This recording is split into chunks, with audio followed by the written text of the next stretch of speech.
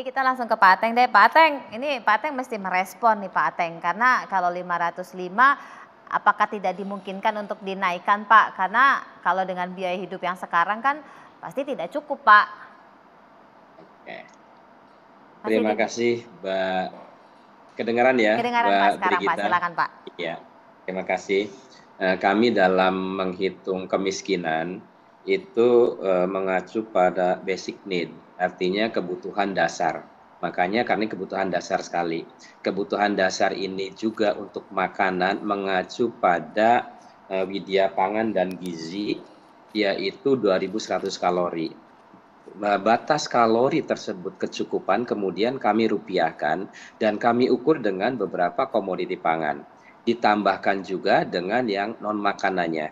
Lahirlah tadi 505.000 per kapita ya. Nah, kalau misalnya rata-rata jumlah anggota keluarganya saja itu menjadi 5, maka ini sekitar 5 kali 0,5 artinya di situ 2,5 juta ya per kapita per keluarga per bulan. Itu yang kami hitung. Jadi kami juga mengacu pada standarisasi dan juga ini pada UN. Kemudian yang kedua, pada tanggal 14 Maret kemarin kami juga melakukan meeting dengan World Bank dengan UN tentang konsep kemiskinan dalam rangka mengadop kemiskinan ekstrim. Jadi di dalam konsep World Bank tersebut kemiskinan ekstrim itu tahun 2011 1,90 US dollar PPP P3 atau purchasing power parity.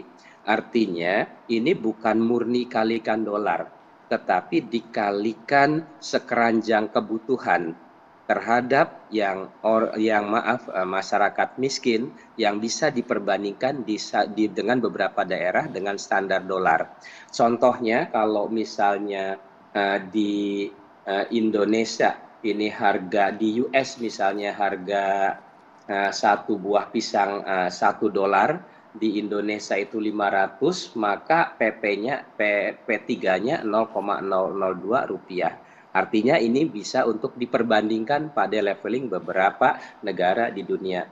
Nah, kemudian berdasarkan hasil diskusi tersebut, kemiskinan ekstrim ini 1,9 tahun 2011 P3-nya, kemudian juga pada tahun 2017 itu menjadi 2,15. Dan ada konsep yang lainnya juga.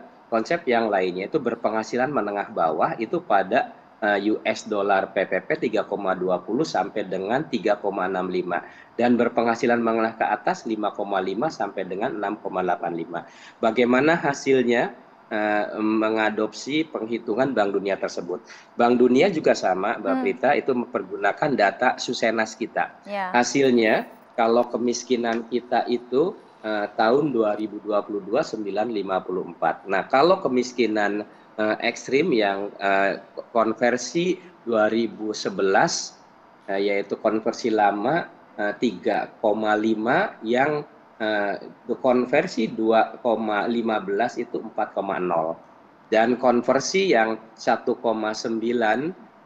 P3 revisi itu hasilnya 2,2 tahun 2021.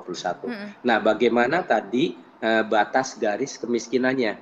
Batas garis kemiskinannya yang untuk di Bank Dunia, kalau di kita berdasarkan penghitungan kemiskinan 505469. Nah, batas kemiskinan ekstrim di Bank Dunia yang mengacu pada 2,15 US dollar P3 itu setara dengan 348.141 per kapita per bulan.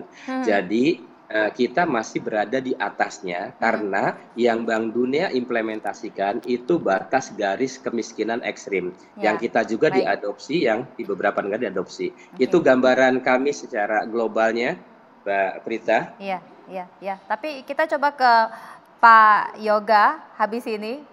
Bagaimana kemudian dampaknya kalau kita menggunakan data BPS terhadap penanganan kemiskinannya? Tetap bersama kami.